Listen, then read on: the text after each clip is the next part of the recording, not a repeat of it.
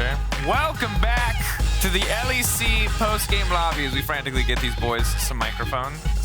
Welcome, gentlemen. This is a pretty good week to be speaking to you, since you kind of went on a tear and took down two teams that are in the running for playoffs. The generic question would be how are you feeling after the game? But that sounds kind of boring.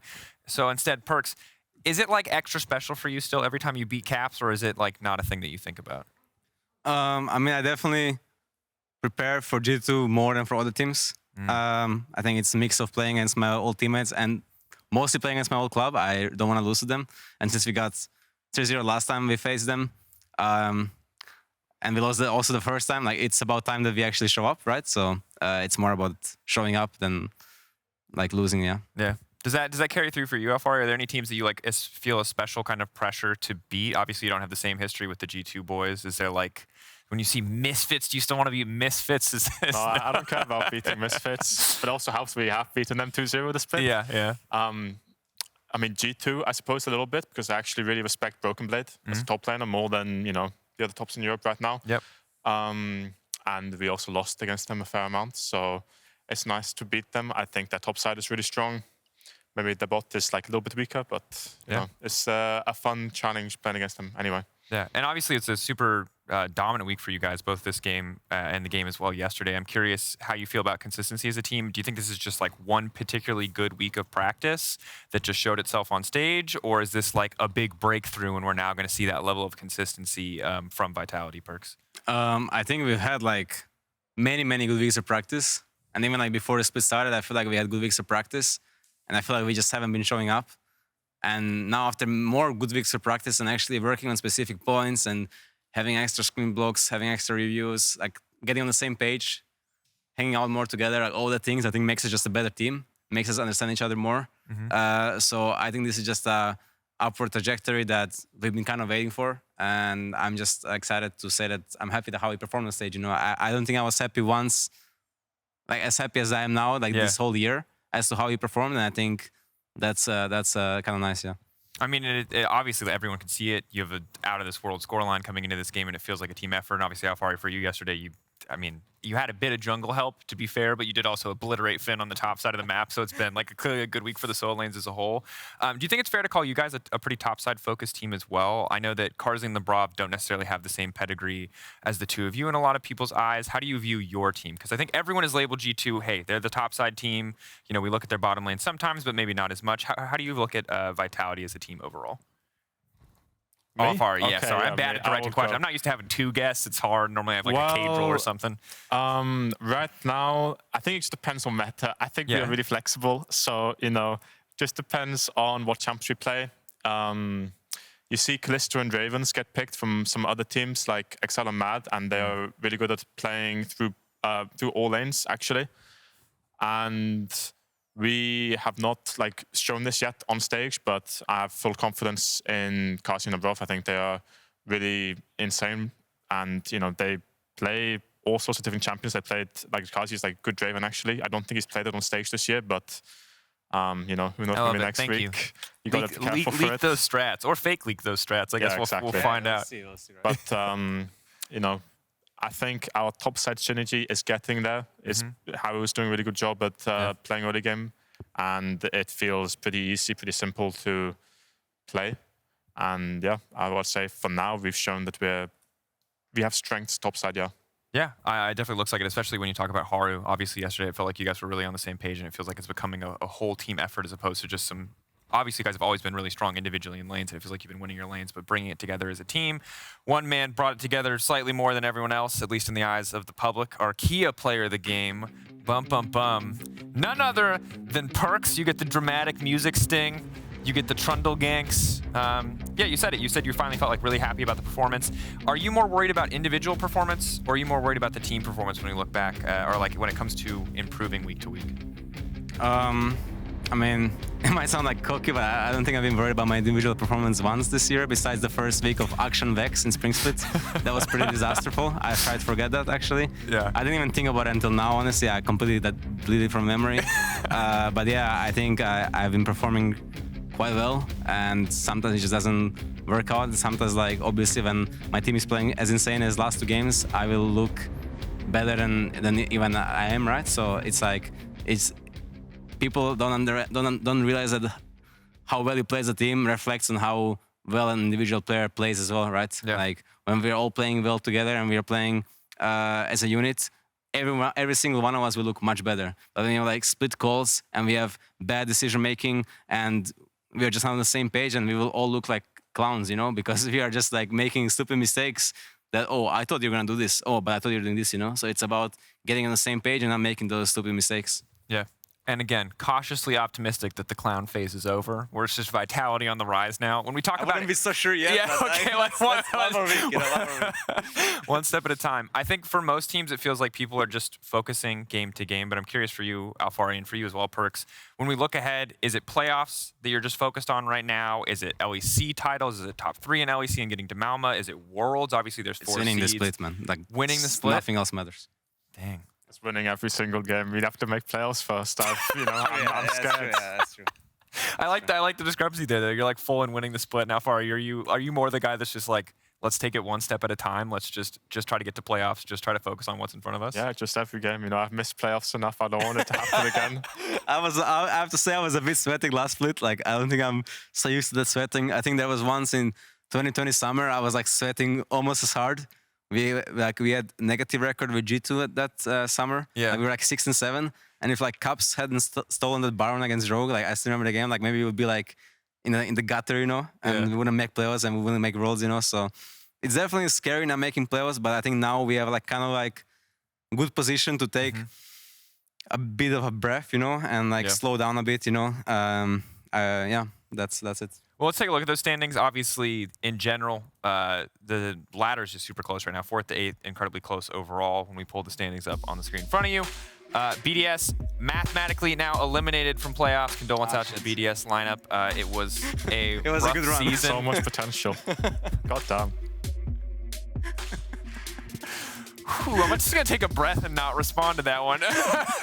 Looking at it, I mean, we could talk about who's going to lock playoffs, but I'm more curious as about how you guys feel about your upcoming schedule. You didn't 100% promise me no more clown times, but when it comes to regular season, is the ambition catching up to Mad Lions and getting first? Do you think that's a reasonable expectation, or are you guys just trying to make sure that you can get into top 4 and secure upper bracket in playoffs? I want to get first. I think Mad is really good early game, but actually, I think we can beat them if we don't get shit on like in first 5 minutes of the game. But yeah, I think top 2 is obviously nice, right? I don't know what Barney wants. Maybe he wants like good to go top 6, and then we have the lower bracket run. But I'm not sure, right? I mean, considering before this weekend, what we were 6-5, and now we are like 8-5, and suddenly top 2 is potential. I just still want to win every game, and I'm just grateful that we went 2-0 this weekend. You can tell which of the two of you has missed playoffs before. I think it's safe to say you're like already looking so far ahead. I mean, I respect it. And this is the nature of best of one, right? It's just that right now you guys are on top of the world. You have an 0-2 week, it instantly kind of all collapses. Not that I'm trying to condemn you or cast or curse you quite yet, but it is the struggle, I feel like, for this overall. Let's take a look at the Kia Player of the Game leaderboard, because while the standings are a mess, Kia Pogs, very clear. Perks, Niski, 5 wins. How is Niski there, by the way? Like, How's Perks there? What the hell? How is Niski there, actually? I don't know. It just says Perks and Niski with 5. I haven't seen it, so I'm not entirely so OP sure. to be like French. Like if I was like born French, like it would be much easier to get fans. He's a Belgian, but I know. Yeah, but he gets the French fans. I know. Yeah, I know. So you're saying, like, I think the OP strategy is just to learn French and/or come from the LFL. I will learn French, German, and Spanish, and then You'll assemble them. Take your fan the votes. Thanos Infinity Gauntlet of regional vote bias. It's true, yeah. There it is. Well, you're doing well on your own. You're 5, winning out overall. Alfari, when you look at your team's performance, I don't know how you guys feel about player of the games. Do you feel it's like always pretty clear on your side? Not like for fan votes or whatever. This is always going to be a bit of a mixture. But is it always easy to tell who was the most valuable player game to game? Like if you guys had to award a Kia Pog for, let's say, this last game, do you know really clearly in your head who you think like had like the best, most outstanding performance? Not really, no. I don't really think about it, but I mean, Perks was really good this game, but I also wasn't watching how Caps died early, right? So maybe it was just like a huge jungle difference, and then Perks from top lane, and then he took over the game. But I mean, my mid laner came top, so I would give it to Perks pretty easily. But again, I don't know if that was jungle diff or support diff or mid diff, but it's a team diff, yeah. Matchup diff? Yeah. You feeling good? You feel like you finally, like, the Talia no longer an issue? You guys are, bam, going to shut it down every time? I mean, I think Ari is just actually good against Talia. And even yesterday when I played the matchup from Talia's side, it was actually hard for me to like do something early game, right? Having said that, I think Talia is still a very strong champ, and like obviously you can do Talia things when you get like 2 items and some levels. Yeah. But the early game Talia is like not actually that OP, right? I mean, yeah, I think that we've seen that, but it's cool to finally see people finally beating it, because again, it was like, I think coming into your game was 10-1, maybe 10-2. I mean, the win rate is absolutely out of this world. Speaking of top lane, though, I think it's really interesting. We've seen a ton of Gnar, and we have not seen that many of like the conventional Gnar counter picks. People talk about like the Camille's, the Aurelias, what you saw this game. We've seen Jax's come out. Like internationally, these are the things that people talk about when they talk about Gnar counter picks. Broken Blade obviously brought out the Aurelia this time. What is your opinion, Barney, on talking about Gnar, on talking about Vile counter picks? Why don't we see more of the, let's say, aggressive counter pick options into Gnar? I mean, the problem is that these conventional counters actually aren't as traditional counters as they used to be anymore, since the durability patch, like, I don't know, a while ago. So now safer in lane. He's always been a pretty safe laner to begin with, but now he's even safer against these picks. And it's also the jungle meta, where you have champions like Trundle, Poppy, who just absolutely destroy a lot of carries. Like you try playing Camille into a Poppy jungle or a Talia mid lane. Doesn't matter if you have a good matchup. If you're equal CS and there's a Poppy enemy team, doesn't matter if you're playing Camille. He's going to press W. You're not going to have the team fight. So I think it's a mixture of the durability update, making a lot of the carry top lane is just worse, strictly in lane, and then jungle being kind of a little bit broken. Yeah, I mean, yeah, I think it's safe to say, given how the Poppy performances we've seen this week. But we do still see some of these picks internationally. So is it just a matter of the jungle meta, or do you think that? Because I mean, I'm seeing LPL top laners pull out the Jax like it's blind pickable. So I'm wondering, why is there this discrepancy? Is it a skill thing? Is it an EU preference thing? What's the difference there? I was asking you the same question. I was literally asking the same question like yesterday. Like, why is LPL playing so much Jax? Why like, what does he hit faster, harder? I don't get it, you know. He does indeed hit faster. LPL Jax is just, it does more damage. I don't understand it either, but it's just a rule. So until I go to play in China, I can't play Jax either. Just unlucky. Okay, look, I'll take it, because we don't have time to get into like all the nitty gritties of skill levels. LPL Jax just does more damage. You heard it here first. Balance it a little bit better. Let's take a look at the upcoming schedule. Now it's going to be interesting, obviously, next week and then into the Super Week. Bit of a mess, you guys. BDS next week. They're mathematically eliminated from playoffs, but maybe that unleashes them. Barney, earlier you mentioned so much wasted potential. Do you think they have the potential to upset you? Is that on the table, buddy? Don't set it up for them. Don't set it up for them. I mean, Luca, use the microphone. They have the potential to upset us. I'm not, underestimate any team, but realistically, they should not beat us. Yeah, I think they are pretty. They look pretty tragic, honestly, would be the word to describe them. Just pure tragedy. Dang. All right. I mean, yeah, it's been I concur, yeah. It's a brutal season for BDS. It has not been great. We'll see what they can do. Maybe they upset you. Maybe they surprise us. Obviously, G2 Excel, Rogue Mad Lions, the big top of the table matchups, could potentially affect anything else coming. Who do you feel like, you guys, you said, Luca, we're going for first. Alfaro, you said we're fighting every single game. Let's just get into playoffs one step at a time. But if we had to, get ready to make some, Reddit headline quotes. If we have to rate teams right now, top 3, top 4, where do you see yourselves? Who do you think is the #1 team right now in EU? Who do you think is around them? I think you have to say Mad is #1. Yeah. And after that, honestly, I don't even know who else is good. Maybe we are good, but I don't know. Just based on one weekend, I'm not sure. I would like to think so, but we have shown that we are inconsistent in other weeks. So I think, a couple more weeks of good performances, and then I can say that we're good. Just in time for best of 5. Yeah, pretty much, yeah. I think Mad, playing #1, and every other team is, in the middle somewhere.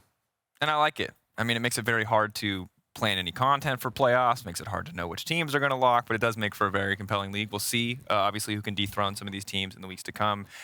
Also, I bet against your team winning against G2, which I have apologize for. I could make excuses, but you know, I thought the plot armor was thick enough. But what that meant, and you may not have watched the Analyst test this week, is that it meant that I bet 3 party hats to Kadrill's 1 party hat.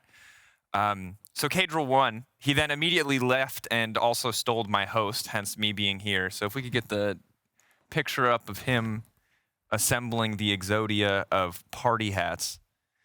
Or you can just let me hang here like a psycho because neither of these guys have heard anything about this, which they still don't know anything about this. I don't even know what I'm watching, honestly. Week 6, when the games are like hard to sell stakes on, we have a little bit of fun. We played charades this weekend. You guys, we could have had a great time. Maybe we should have played charades with you guys too.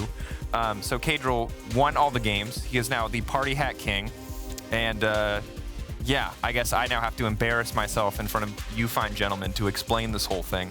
So there you go. There's Kadrill, party hat king, legendary analyst, full of party hats. There it is. You boys have any questions? Is anything not clear about the party hat king? I'll just ignore it, honestly. I don't even understand what's going on. So I think that's the right call, Perks. Yeah. Thank you. Thank you. It would only make my life more difficult. Thank you again for joining us. I hope that the clown times are done, that we get to see you guys rise the next weeks, because it would be really good to have some stability in this league past the Mad Lions heading into playoffs. But if you want to run it down, all I ask is that you pick something interesting. Otherwise, thank you again for joining me. Thank you at home for watching. We'll be back on Friday with Week 7 of the LEC. Have a good night. Woo! Woo!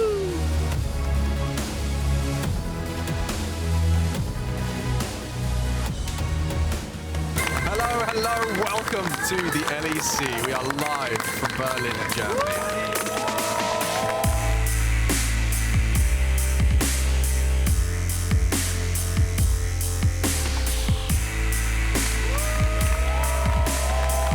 Surges is low, he's pinned against the wall. His presence does not hold steadfast, but the verdict is die, die, die!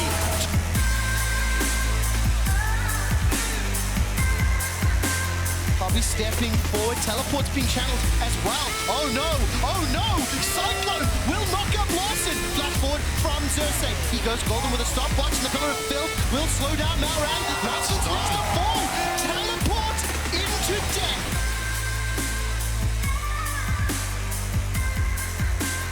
Excel gonna jump onto armor. That's immune. Pillar of Ice comes forward. It's making a dead 10. Now Excel needs to survive long enough. Patrick's firing at the Cully, but it's only going into the minions. 2 members are down. Nobody from Mad Lions is finished.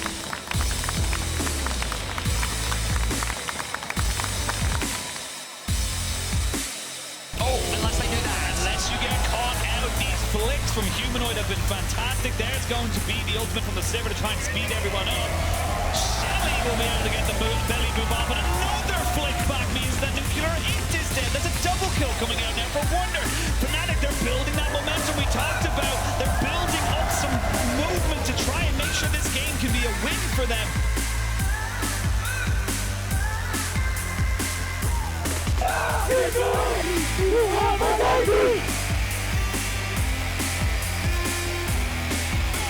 These health bars are going low, and Broken Blade's getting stacked up. They're going to try and go in the bait. That's not good enough. There's Harry following and finally